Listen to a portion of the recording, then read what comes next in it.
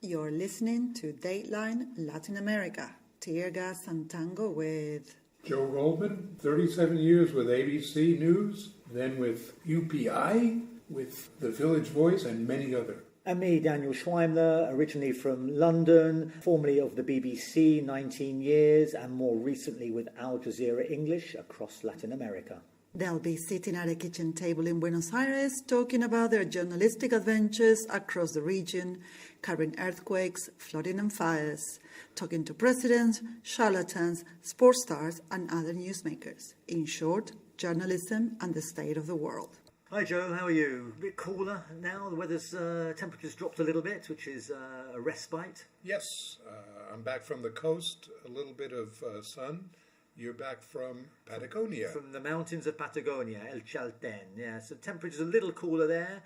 Spectacular views, spectacular mountains. But while we've been away, so we turn our backs for 5 minutes and journalism as we knew it starts to fall apart. Yeah, absolutely. The news in the last 24 hours is the Washington Post has laid off about 300 of their employees. Basically, they're not covering the world much anymore. 12 international correspondents today.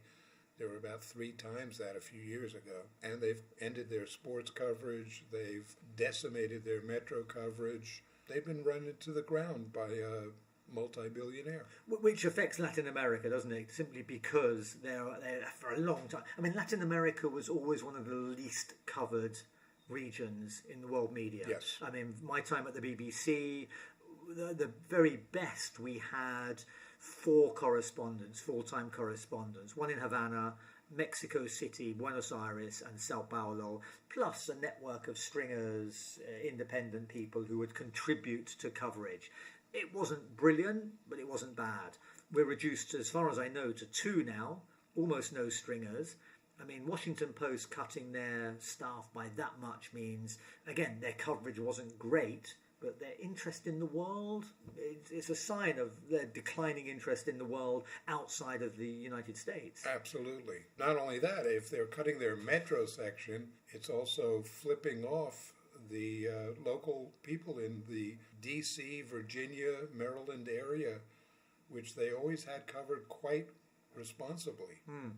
And this at a time when the technology is great, really. We can't complain about the technology. It's lighter, smaller, more accessible than it's ever been. In the olden days, I'm talking, 30, 40 years ago, covering television, it would have been a team, guy with it was always a guy with a big heavy camera.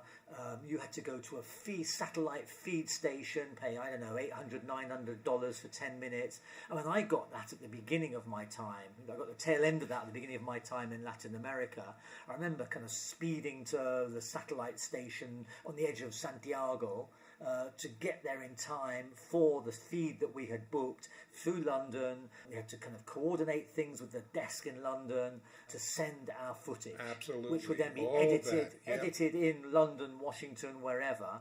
Now, I mean, in recent years, laptop in a cafe, in a petrol station, back of your car, anywhere you've got a signal, you can record, you can film, you can write your script, you can edit. I mean, on your phone, on your laptop, on your iPad, whatever, there should be more correspondence. There should be a correspondent in every single town, city in the world, maybe. But we've gone the other way. Yeah, we have, I've come to call it parachute journalism, where people may be based out of Sao Paulo and they have to cover everything below Mexico, which has been, I think, devastating, that people have no idea what's going on in these countries. And even the journalists are forced to go to countries where, if they haven't built up a stringer network, they really have no idea what's going on. They have to, learn about it on the fly. ABC, I'm gone now 4 or 5 months ago, and ABC has only Matt Rivers in Mexico City. Covering all of Latin America. Covering all of it. He's the journalist. I mean, even in past years, I've actually become not only a producer, regional producer, but I was used as cameraman in a lot of places. perhaps the worst cameraman known to mankind, but I was out there a lot doing work. I was a cameraman for BBC, for Peter Gresti, when he was here. He would utilize me as a cameraman. Well, I remember when the BBC sent me out to Mexico City, which was in '93. They had this grand plan where they were, because again the technology was developing, so there were these things called high-8 cameras, and they trained us all with the use of a high-8 camera. My training was an afternoon in a little park in Shepherd's Bush behind BBC Television Centre with a cameraman filming pigeons. I had half a day. And they sent me off to Mexico City to do radio, to do, beginnings of the online. Well, it wasn't really online then. It came a little bit afterwards. But television and radio. They thought it'd be cheaper, easier, one person, multi-talented. Again, I'm not sure you're the worst cameraman. I would challenge you on that. I was a pretty terrible cameraman. And I got to one stage where I was filming, trying to do a piece to camera on my balcony of my apartment in Mexico City. And I hadn't screwed the camera on properly.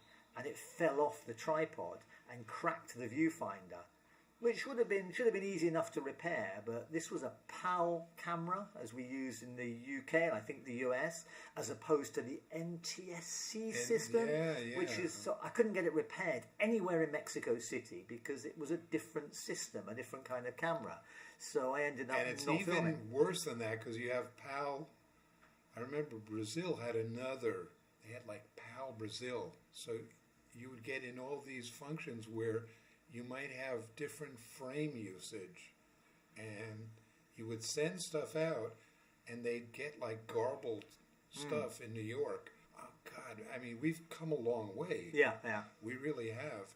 I remember you were talking about going to send stuff out of fly-by-night places that were satellite-oriented people who could get you on the bird, as we put it, late at night or whatever. But oftentimes we had all kinds of problems.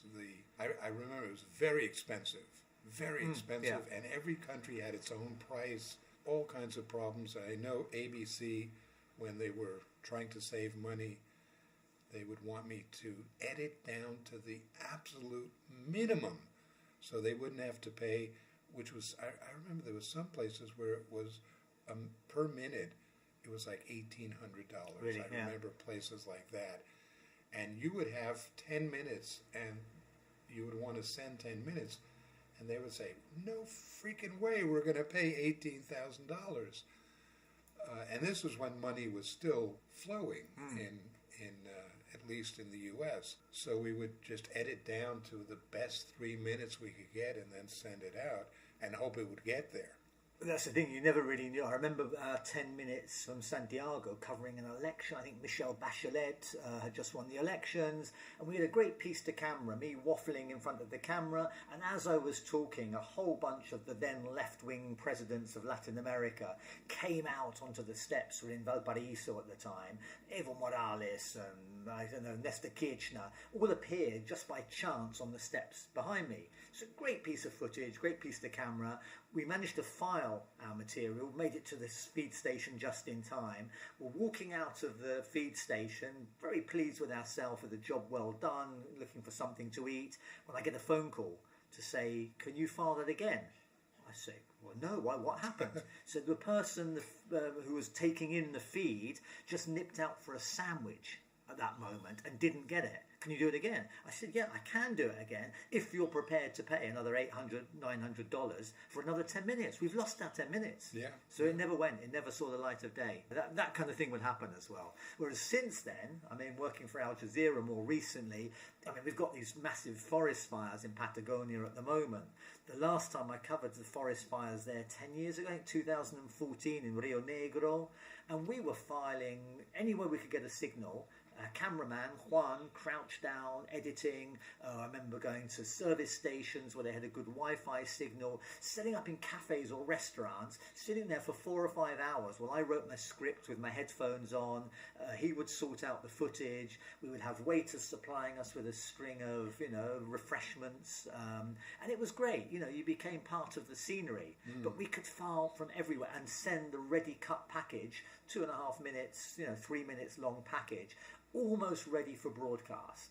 And that was great, and that was, really going to the far-flung corners of the world to report on the news. It was expensive, obviously. They've got to send myself, camera person, a producer, 3 or 4 days, flights, accommodation, food, any other kind of hiring a car sometimes paying for a driver.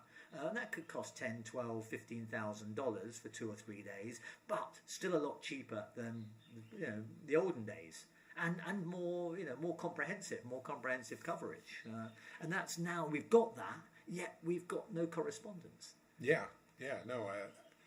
Obviously there's a cost-cutting measures which are taking over television, especially, where the agencies are taking over for coverage that we used to do. Yeah. So ABC, CBS, CBS I don't even want to think about, ABC, NBC, and even CNN are utilizing AP, Reuters, the agencies much more for material. Yet at the same time, the agencies are also shrinking. They've got their cost-cutting measures. People, they charge a fair amount of money for their services. They have to, if you want to kind of staff, bureaus around the world as they used to. When I first came to Latin America, you would have native English-speaking staff, native Spanish-speaking staff. They would work in Spanish and in English. You had kind of dedicated material. Yep. Increasingly what happens now is you'll send your local camera person out to film, take photographs, and then he or she is then asked to scribble down a caption under the photograph or the footage, which is sometimes translated into another language from the regional headquarters in Miami. Yep. A form of Spanglish information will come out, but not a dedicated reporter. The poor camera person who's desperately trying to get the right images is then having to gather information as well. It doesn't work effectively. There were times where, ABC would work with APTN, Associated Press Television, and we would do great things together. Wonderful people. Then we went to Reuters. ABC also had deals with BBC at one point. That was cut off. I worked with that, yeah. So I would work with Peter Gresti, for example, and we would do stuff, and we would both send image in. Sometimes we would send to BBC, and they in London would send to ABC from there. So there were a lot of lovely working relationships. ABC for years, for decades, had a tremendous relationship with Globo in Brazil. So I would go to Brazil and I would have the run of what I wanted, and I would be able to get stuff out from Brazil. Also in Venezuela we had a deal. I remember doing a piece in Caracas where I needed to get stuff out right away, and because of the deal they had with local television, we were able to get that right away out. And the deal was we had to put some kind of courtesy of Globo News, and we would share the responsibility, and it was great. Obviously the financial element is key, but Jeff Bezos, the owner of Washington Post, isn't short of a penny or two. So you kind of wonder, is it just the cost cutting? I think probably not. We know the answer to that. It is about control of information, reduction of information. We don't give a shit anymore. We care about what's going on in our own backyard, information that can be manipulated, reduced, honed to what, they decide the viewers, listeners, readers want to see and hear. Rather than giving us a broad scope of information, good, honest information from around the world. It's, they will then tell, if you've got no independent news producers working around the world, you're then in the hands of other people to tell you what's going on there. Yeah, and for Bezos, one could point to his propping up the Melania documentary, $75 million. That would have paid a lot of paychecks at the Washington Post. So the question is, where do we go from here? There's still young people who want to be journalists. We need young people to be good investigative journalists. What are their options? Who do they work for? I know several here in Buenos Aires. working, doing really good material, but there's nowhere for them to go. I mean, they'll come to me as, kind of wizened old hack and say, what can I do? Do you need my help? Do you, can you make any recommendations? And the answer at the moment is no, not really. I know the stories you should be covering. I don't know who's going to pay you to do those stories. Absolutely. Your expenses, never mind as the wage. bad as things might be with the Washington Post, I noticed a couple of weeks ago the Pittsburgh newspaper went out of business. It had been around for 150 years or whatever. So we're obviously facing huge problems in media in general. If you can imagine what Argentine media is facing with the economic problems that Argentina has, we see it all the time where newspapers, radio, television in Argentina, in Latin America, they're affected so much by the economic crises here. And their coverage has been, for the most part, terrible.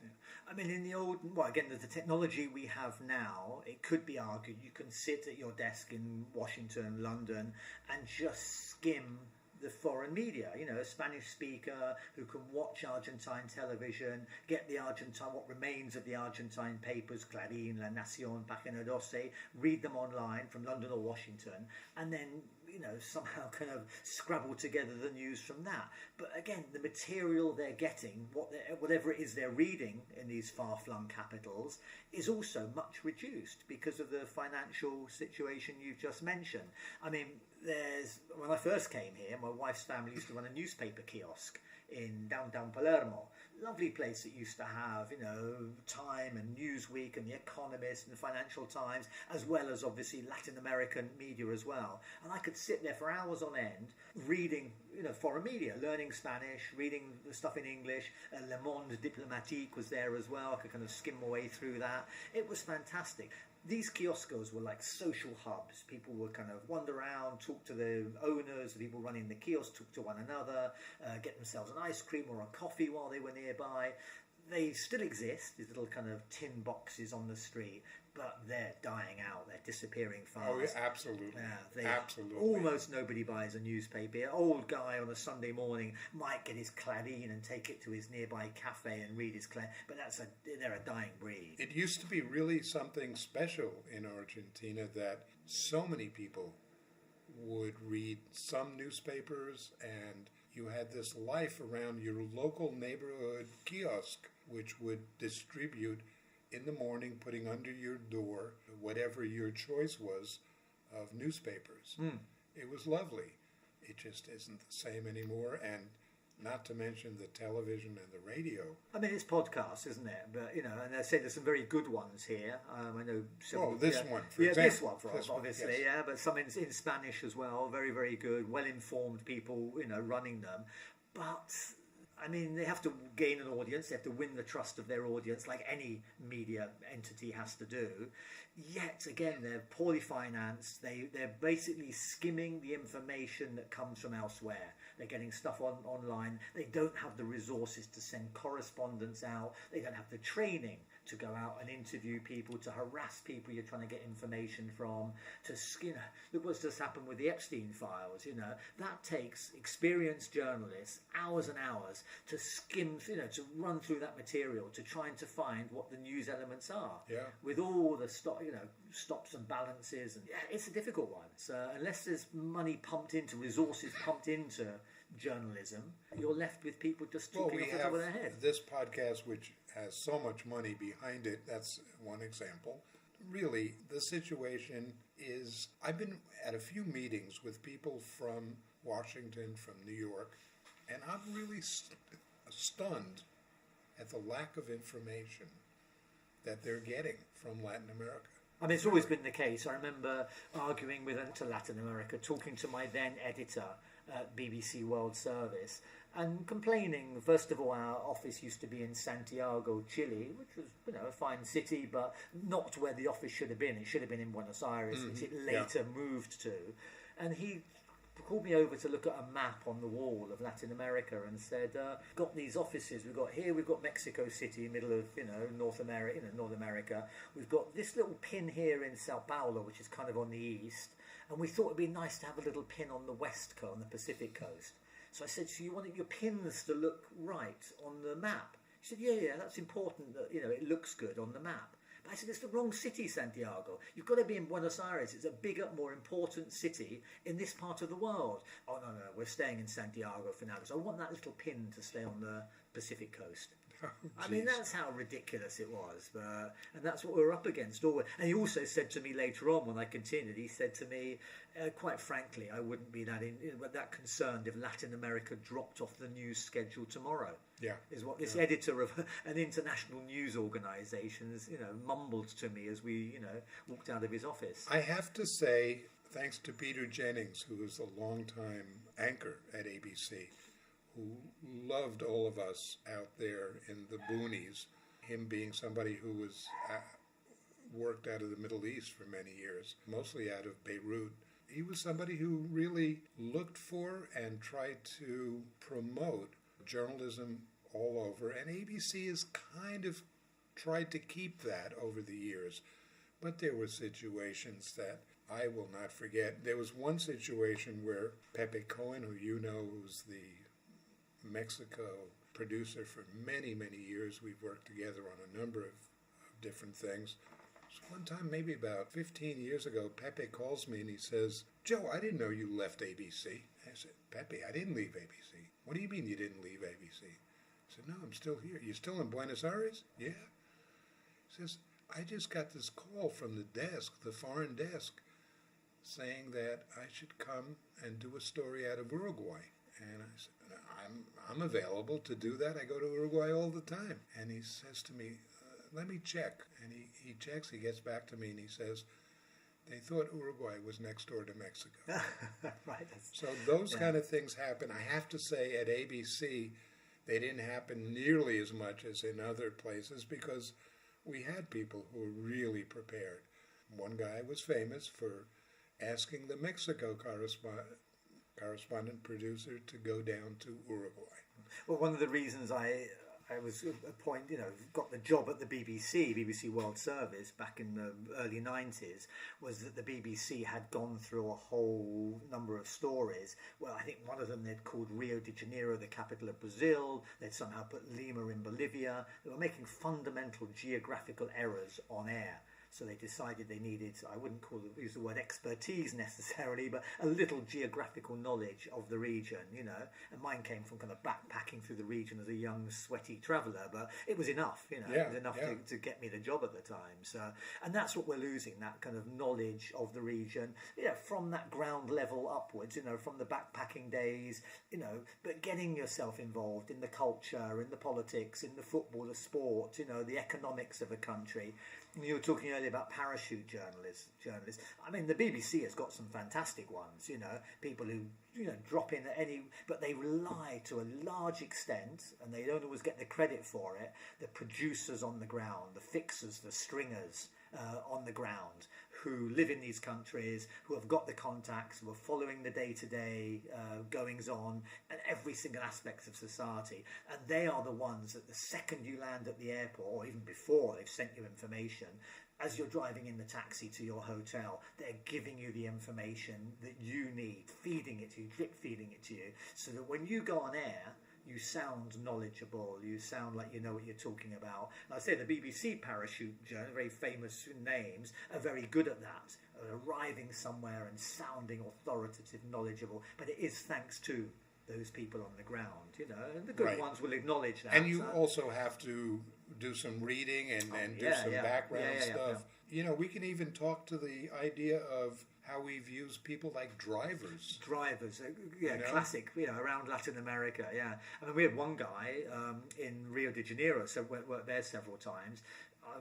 Alan Lima, his name was, also became a very good photographer. But off the back of his knowledge and working with the teams of foreign correspondents that landed in Rio, he would drive us around. He was originally from or linked to families who lived in the favelas, so it wasn't just the Portuguese that he knew. knew. He knew the language of the favela. He knew how to behave. He knew the security. He could spot the signs of when it was dangerous, when it was time to go. And when he said, "Look, it's time to go, guys," you didn't question him. You just packed up your camera and you went immediately. He also knew where to get the best fried chicken, where to find a cold beer at 10 o'clock at night, and who to speak to. He had the contacts. And so you paid him as a driver, but he gave us so much more, local knowledge and background I can information. think of drivers driving in situations where there were conflicts and you needed somebody who could get you out of a police search or whatever.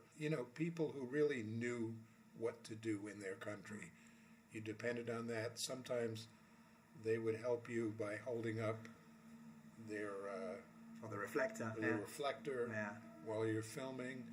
They would run maybe tapes to a place where you could then put out over a satellite while you're still filming. They would run and have it sent up. You would trust these people with amazing stuff. Yeah. I mean, it sounds a bit dramatic to say life or death, but somewhere like Haiti, where we had a great team, we had a driver called Whitney, and Whitney had a little app that told him where there was shooting going on at any particular time. So we'd be driving to a job and he'd suddenly change course and we'd say, "Well, that's not the way. Well, so sorry guys, but I've got to go this way because that way is dangerous." And that was, that literally was kind of life or death in his case. And a great driver in an area where there's almost no traffic rules, where people kind of walk in front of the street and there's potholes, and to drive somewhere like Port-au-Prince at the best of times is a challenge. And this guy, you felt safe. First of all, they have to win your trust, and he did immediately. I remembered I would do a lot of driving in situations like earthquakes or volcanoes, and so I got kind of used to it. But I remember once the huge Chilean earthquake a few years, about 15 years ago, I guess it was. We had a driver from Mendoza, because we couldn't get into the airport, from Mendoza in western Argentina to go into Santiago, and he was falling asleep at the wheel. So I had to take over, and that was one of the most harrowing drives I've ever had, with all kinds of problems with the highway would be buckled all over the place. And then getting into Santiago, there were protests in the street already, people who were out in the street. So that was very harrowing. Luckily, we got a guy to do our trip down south, where we were covering the absolute epicenter of the earthquake. I'm glad I didn't have to do that driving. He was amazing, just amazing. And he was somebody who we later used with the Chilean miners. You have contacts. Once you get your trusted driver, you try and stay with them. Important. So one I wouldn't use again, we had a good driver in Bolivia going out to some remote mountain region to do something on ganagua, which is a kind of food stuff that can grow, So a nice little feature story. And he found the winding mountain roads, and it got very late and very dark. The trouble with this guy's car, he had one tape. I'm not a big fan of Queen anyway, but he had Queen's greatest hits. And it was a long journey, about 3.5, 4 hours to get there, another 3.5, 4 hours to get back. And he played the same tape the whole way, there and back. And that drove me out. So him I wouldn't use again unless I go loaded with tapes or some kind of my own music next time. We would go with John Quinones, who was ABC journalist, fantastic, still there, unbelievably.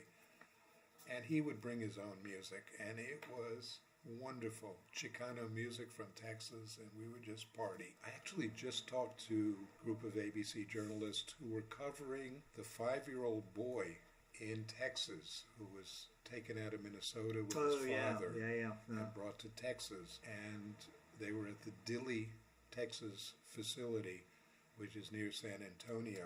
And they were telling me that they had been to Secot in El Salvador, and they said it was tougher getting in to the Dilley, Texas facility than getting into Secot in El Salvador. I think that kind of says what people are facing now. The other thing about the networks is their coverage in the U.S. has been devastated over the last few years. The major networks have nobody. For example, in Minnesota, they have nobody. They sent teams in, have they, from teams in. elsewhere? Maybe they had Yeah. somebody in Chicago, maybe, who was covering the Midwest. But most of them really had bare minimum coverage. And where you're sending people, we know about this, you get sent to a place and you're leaving your, let's say, Chicago place. What happens when news strikes there? There used to be ABC offices all over the U.S. They're just not there anymore. Yeah, I mean, we talk, old guys like us talk about the good old days, but in journalistic terms, not that everything was perfect. People got stuff wrong. You had your owners, various media outlets kind of trying to control things to a degree, but you knew what was happening on the ground to a much better degree than we do now. Again, that's the contradiction, isn't it? We should know more, and we seem to know much, much less. So, Well, I don't think you had people who were in ownership trying to influence journalists like they do today. not to the same extent. There's No, always I been don't- I some don't form think- of influence. I think we were given Yeah. such freedom, speaking from my own experience, we were given tremendous freedom to do what we wanted. It was, I remember, a piece, ABC is owned by Disney, and a journalist friend was trying to do a piece on amusement parks, and they tried to make sure that they didn't say anything negative about Disney's amusement parks. Yeah, you did have some of that, but it was hardly anything. It was really a different world when it comes to journalistic freedom. Got to change. I hope it changes for the better, but at the moment it's all pretty negative, isn't it? Washington Post, and let's see who's next. I know. And speaking in Latin America, sometimes you don't know how some of these publications still produce. They have no ad revenues anymore. The Argentine or Brazilian newspapers are way down on revenue. Chilean newspapers also. How do they do it? I don't know. I guess they've also cut staff, cut people. We'll see what happens.